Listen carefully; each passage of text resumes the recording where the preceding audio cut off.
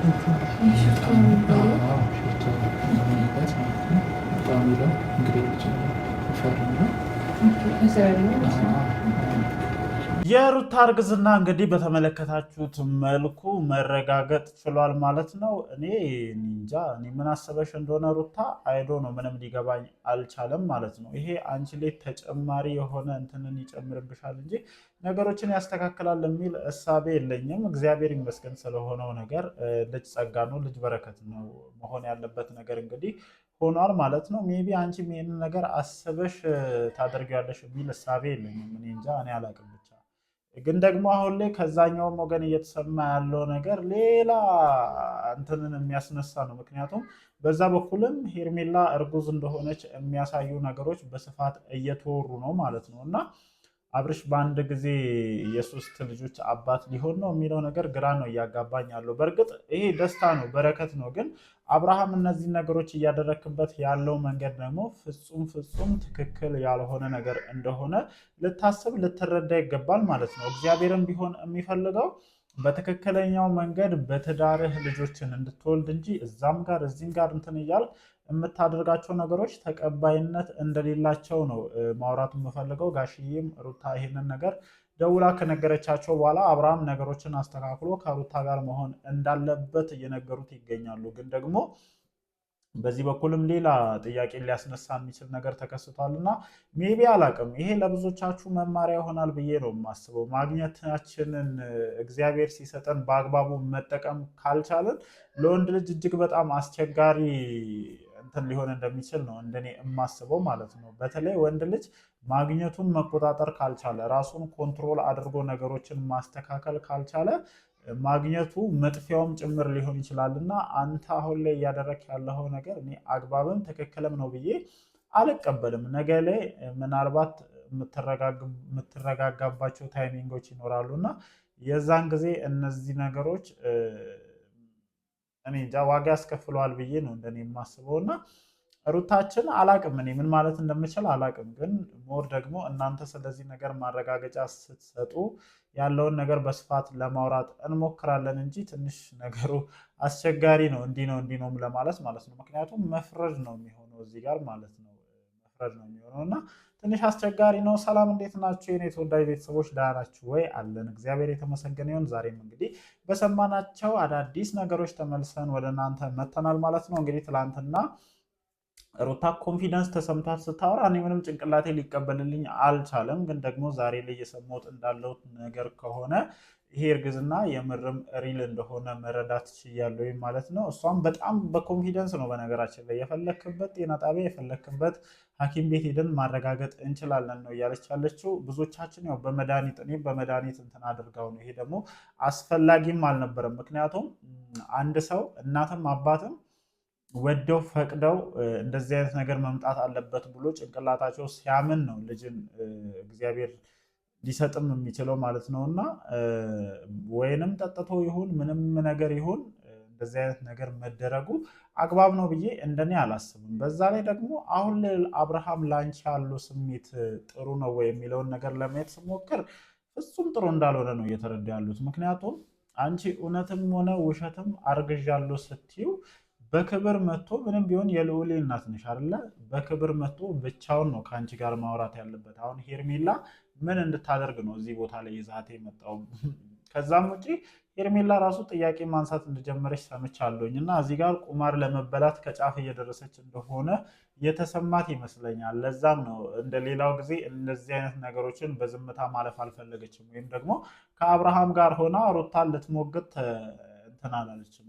ሄርሜላን በደንብ ተመልክታችሁ ከሆነ በዚህ ነገር ምንም ደስተኛ እንዳልሆነች ነው እንትን እያለች ያለችው እና አሁን ላይ ከነ ሄርሜላ ሳይድ እየወጣ ያለው ነገር ደግሞ ሳንቀደም እንቅደም ይሁን ይሄንን ጉዳይ እኔ ከዚህ በፊትም ሰምቻለሁ በነገራችን ላይ እና ሄርሜላም እርጉዝ ነች የሚባል ነገር አለ። ግን ይህንን ነገር በሚስጥር የሚያስፈልገው እንደነበርና አሁን ላይ ሩታ ነገሮችን በዚህ ልክ ይዛችሁ ስትመጣ የእነሱ መደበቅ አግባብ እንዳልሆነ ተረድተው ይህንን ነገር ይፋ ለማድረግ እያሰቡ እንደሆነ ነው የሰሙት ማለት ነው። አይሚን አላቅም እነሱ ይፋ ካደረጉት በስፋት በዚህ ጉዳይ ላይ ሀሳብ እንሰጣለን።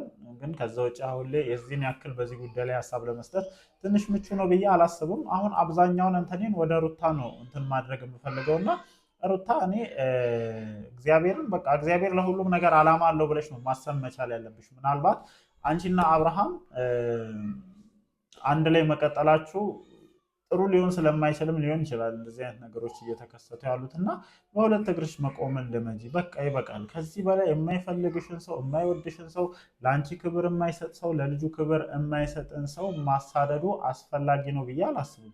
በዛ ላይ ያለ ፍላጎቱ አርግዤልሃለሁ ብለሽ ከእሱ ጋር ለመታረቅና እንደ አዲስ አንድ ላይ ለመሆን የምታደርጊው ጥረት አንቺን ዋጋ ከማስከፈል በዘለለ እኔ ሊፈይድልሽ የሚችለው ነገር ይኖራል ብዬ አላስብም እና በተቻለሽ መጠን ወደ ራስሽ ለመመለስ ሞክሪ። ራስሽን ከእንደዚህ አይነት ነገሮች ለማራቅ ሞክሪ። በቃ ጠንካራ ሆነሽ ለመቆም ሞክሪ። እግዚአብሔርን እንደ ምሳሌ ማየት እንኳን ከፈለግሽ በጣም ብዙ ነገር ደርሶባቸው ጠንከር ብለው ቆሞ ልጆቻቸውን አሳድገው እግዚአብሔር ደግሞ ነገሮችን አስተካክሎ ሌላ እነሱን ለመካስ የሚችል አዲስ ህይወት የተሰጣቸው ሰዎች አሉ። እኔ አሁን ለምሳሌ የደስታን መምጣት ጠልቼ አላውቅም። እግዚአብሔርን ደስታ የሚያደርጋቸውና የሚፈጥንባቸው መንገዶች ብዙም ደስተኛ ስለማያደርጉኝ እንጂ የደስታን መምጣት ጠልቼ አላውቅም። ግን አንተም ቢሆን ወደዚች ልጅ ህይወት ስትመጣች ልጅ በጣም በብዙ የተጎዳች ልጅ ናት። እምነቷን ተበልታለች፣ ተክዳለች። የልጅ አባት ጥሏት ወደ ሌላ ሴት ጋር ሄዷል እና በአንድ ጊዜ መጥተህ የአብርሃምን ቦታ ካልተካው ነው አሁን እያልክ ያለው ማለት ነው። ይሄ አያስኬድም፣ በቃ አያስኬድም። እንዴት እንንገር? ሴትን ልጅ እንዴት አድርገህ መቅረብ እንዳለብህ፣ እንዴት አድርገህ የራስህ ማድረግ እንዳለብህ፣ በዛ ላይ እንደዚህ ብዙ ነገር የደረሰባትን ሴት የራሴ ያደርጋሉ ብሎ የሚመጣውን እንደዚህ ፈጣጣ ሆኖ አይመጣም። ስለዚህ አንተ በመጀመሪያ ደረጃ መረጋጋት መቻል አለብህ። ምክንያቱም ጥያቄ ያስነሳል ያንተ አመጣጥ። የትኛውም ወንድ ገና ወልዳ የተወሰነ ያልጠነከረችን ከባሏ ከተፋታች ረጅም ጊዜ ያልቆየችን ሴት በአንድ ጊዜ መጥቶ አፈቀርኩሽ፣ ወደድኩሽ፣ ከዛ ደግሞ ሽማግሌ ልኬ ካላገቦሽ አይነት ጭዌን አያራምድም። በመጀመሪያ ደረጃ ተረጋጋ። እቺ ልጅ ወደ አእምሯ እንድትመለስ ነገሮችን ተረጋግታ እንድታስብና ወደ ራሷ ትኩረት እንድታደርግ ካጠገቧ ሆነ እንድደግፋት ነው ሁሉም የሩታ ደጋፊዎችም እስከ ቤተሰብ ጭምር የሚያስቡት ማለት ነው። በባለፈው መጥተው እኔ የሩታ እህቶች ከንዴት ይሁን ካለው ነገር አንጻር ይሁን ደስታን የመሰለ ልጅ ምናምን ሲሉ ሰምቻለሁኝ እና ይሄ በእርግጥ አግባብ ነው ብዬ እንደኔ አልወስድም። ግን ደግሞ ሰው ያስፈልጋታል፣ ሰው ያስፈልጋታል፣ እውነት ነው ያስፈልጋታል። ግን አሁን ጊዜው ነው ወይ የሚለውን ነገር ስናይ በጣም ጊዜው አይደለም። በመጀመሪያ ያቺ ልጅ ጠንከር ብላ መቆም መቻል አለባት።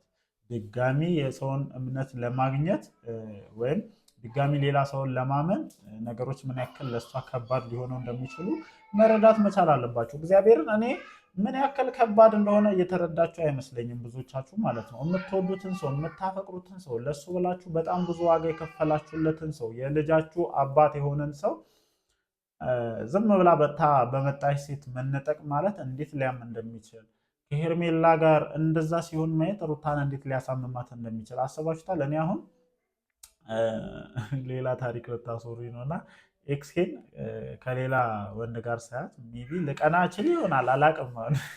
እርግጠኛ ሆኜ መናገር አልችልም። ግን እኛ የተውነውን ሰው ራሱ ሌላ ሰው አንስቶ እንትን ሲልብን አንወድም። አይደለም ከእጃችን ፈልቅቆት ወስዶ ይቅርና እኔ የተውኩትን ሰው ራሱ ሌላ ሰው መጥቶ ሲያነሳብኝ አሉ ድጋሚ እንደ አዲስ ነው ፍቅር የሚይዘኝና እቺ ልጅ እንደዚህ አይነት ስሜት ውስጥ ነው እያሳለፈች ያለችው። በብዙዎቻችን ደግሞ እንደዚህ አይነት ነገሮች ሊኖሩ ስለሚችሉ ይሄ ነገር ታሳቢ ሊሆን ይችላል። እቺ ልጅ አሁን የምታደርጋቸውን ነገሮች ካለችበት ሁኔታ አንጻር ነው ብዬ ነው የምረዳው እና ይህንን ደግሞ አጠገቧ ላይ ሆኖ ሰፖርት አድርጎ ነገሮችን አስተካክላ እንደዚህ አይነት ስህተቶችን ሳትሰራ እንድትሄድ የሚያደርግ ሰው እጅጉን ያስፈልጋታል ብዬ እንደኔ ሜቢ አስባለሁኝ። ለማንኛውም ግን የሰማሁትን ነገር ወደ እናንተ አድርሻለሁኝ። እርግዝናው ሪል ነው እየተባለ ነው፣ ምርመራ ተደርጓል። አብርሃም ማረጋገጥ ከፈለግ መተህ ማረጋገጥ ትችላለህ ተብለሃል።